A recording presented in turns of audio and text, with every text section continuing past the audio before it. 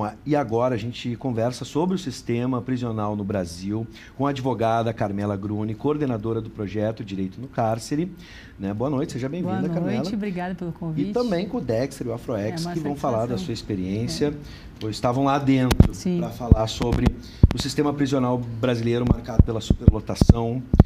E aí, na visão de vocês todos, por que a gente chegou a números tão altos?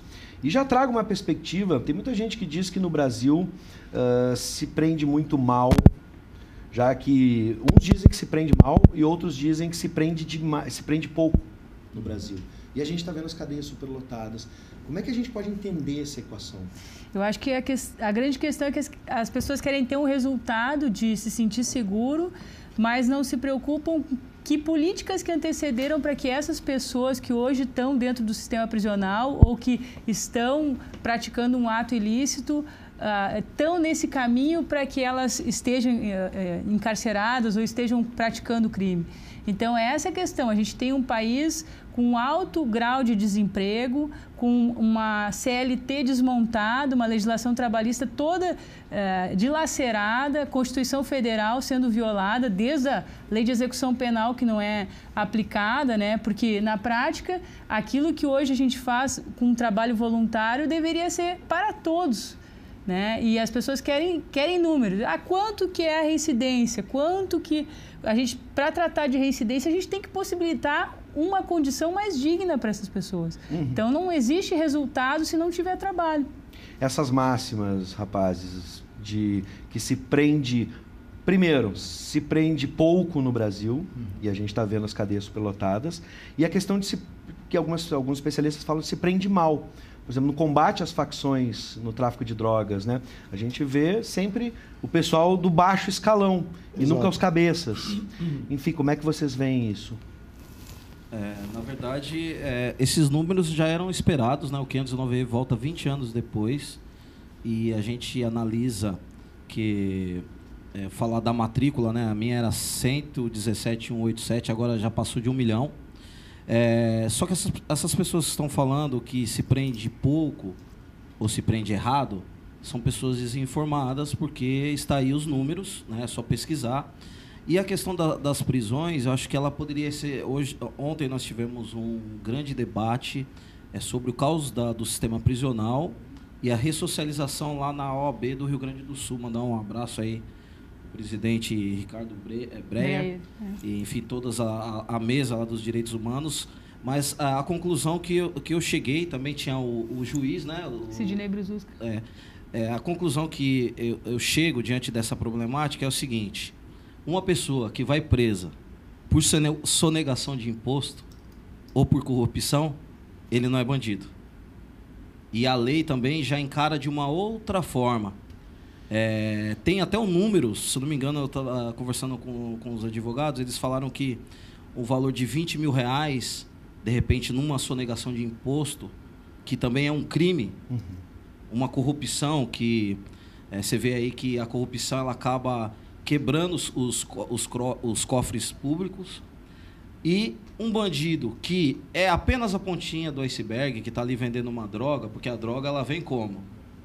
Vem até pelo avião da presidência, foi levada pelo avião da FAB, e aí, quando do lado de pobre, de preto, é encarado de uma outra forma. E aí a gente assiste toda essa problemática, o sistema, cada dia, diante de uma política de repressão, que o maior investimento está na segurança pública, não se tem resultado. O povo tá vivendo o caos da violência.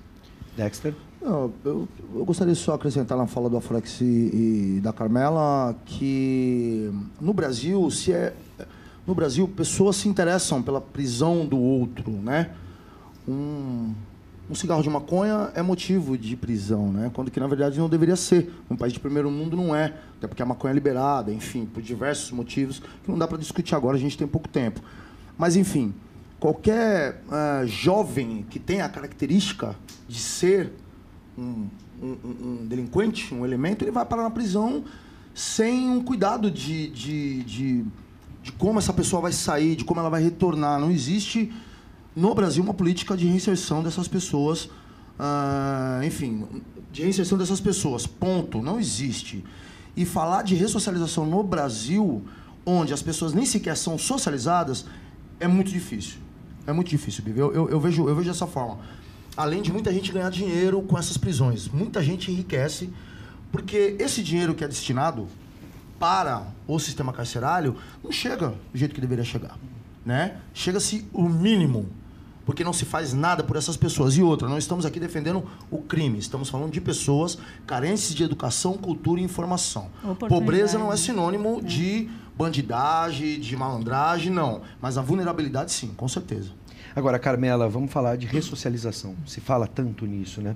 Como recuperar alguém nesse sistema caótico que a gente vive? Fala-se muito no método chamado APAC, né? Que é a Associação de Proteção e Assistência aos Condenados.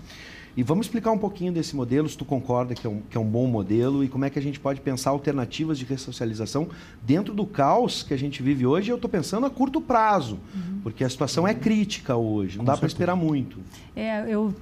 Eu tive a grata alegria de acompanhar um pouco o processo aqui da PAC Partenon, não seguir porque não dá para abraçar todas as causas, né? Mas eu tenho o Roque Requisig, outras pessoas, a Vera Inácia, que é uma voluntária do projeto de 74 anos, que é a primeira enfermeira penitenciária que está nesse modelo. E é um modelo que dá um espaço que não é superlotado, ele cuida, porque a saúde mental já começa pelo lugar. Se tu está num espaço enclausurado, como é que tu vai, o que tu vai fazer para querer sair daquele lugar? Tu vai querer viajar mentalmente daquele lugar, porque tu está no caos, tu está num espaço que um fica deitado para tu, e um fica em pé e o outro fica deitado para dormir, ou tem que se revezar para ir no banheiro. Então, são coisas que as pessoas não imaginam que se passa. Então, tu tá num espaço melhor, tu ter oficinas com voluntários, tu ter uma oportunidade de trabalhar a tua espiritualidade, isso são questões fundamentais e evidentemente que o resgate de vínculo familiar, porque não existe hoje um retorno à sociedade se tu não tiver a referência. Não precisa ser a de sangue, a família de sangue, mas aquela representação que ele precisa para criar uma perspectiva diferente. Sim. Rapaz, eu fiquei pensando aqui, né, nos relatos que a gente acaba falando no dia a dia, que às vezes não é só o apenado que é maltratado, a própria família do apenado acaba sendo maltratada. Na verdade, quando a família vai visitar o apenado, ela é tratada como se ela tivesse culpa no cartório, com certeza, isso é fato. Ou seja, além do sistema carcerário não trabalhar essa questão que a Carmela colocou aqui, da reinserção dessas pessoas, existe uma maneira de maltratar que não deveria acontecer, muito mais o preso e também a família. O preso lá dentro, ele fica muito mais revoltado, porque ele sabe que a família dele foi maltratada, né? Quando que não deveria ser assim, né? A família deveria ser um ponto importante, o pilar desse preso, né? Mesmo com toda a desestrutura que se existe também, né? Enfim, olha, Bibi, sinceramente, eu acho que só a educação pode salvar o nosso país, né? Entre outros pontos, é necessário que se inclua a educação dentro desse contexto também. Porque senão, daqui a alguns anos, eu não sei o que vai acontecer. Aliás, o sangue já começou a entrar por debaixo da porta dessas pessoas também que viram as costas. Sim. Né? Para esse problema existente no Brasil. Sim. Não quer saber achando que não vai ser atingido. Já começaram a ser atingidos também. E aí eu vou acrescentar, Froex, quando o Dexter falou em educação, hoje a perspectiva em educação, até porque lido aqui com a área dentro da universidade, vai transcender a escola. A educação está nas pedagogias culturais como o rap faz hoje. Exato. Né? O rap, ensina, dá exemplo. O rap, ele é educacional, né? Ele educa, ele informa. Mas eu gostaria até de fazer um adendo referente à questão da ressocialização e as possíveis alternativas para mudar esse caos. Eu acho que o princípio básico é a mentalidade dos nossos governantes. Entender isso, porque eles que estão nessa ponta de decisão e não conseguem trazer uma solução para a nossa população. Está aí o caos da violência e os números alarmantes dentro do sistema. O que eu vejo, a priori e de prática, além desses projetos, iniciativas, igual da Carmela, igual da Sofia, seriam penas alternativas para as pessoas que cometeram delitos leves, porque ele não, de repente, é o primeiro delito, acaba envolvendo o cara dentro de um presídio, onde ele vai acabar piorando ainda mais. Além disso, informatizar o sistema, o Poder Judiciário, porque é muito demorado os processos, enfim, tem gente com pena vencida dentro da prisão. O trabalho dignifica o homem.